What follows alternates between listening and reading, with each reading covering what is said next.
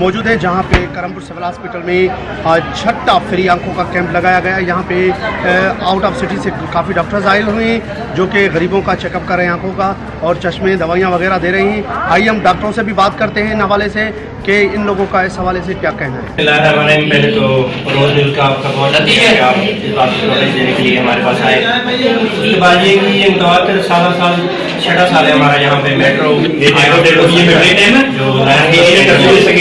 काम करता है, हम इसको कर रहे हैं छठा कैंप। और इस वक्त ओपीडी में 400-500 के अफराद जारी हो रहा है, तो यहाँ पे कौन सी सहूलियात मुहैया की गई है? यहाँ पर गरीब जो मजदूर लोग हैं उनकी यहाँ पर ऑपरेशन हो रही है, उनको मुफ्त दवाएँ फराहम की जा रही है, और हमारे ये अस्पताल की इंतजामिया उनको बहुत रिलीफ दे रही है बहुत, और जो है आज उनके ऑपरेशन हो रहे हैं और कल भी होंगे। आपका और कोई पैकेज के लिए क्या ख्याल है? आला हुक्काम से कोई मैसेज इस हवाले से देना चाहेंगे?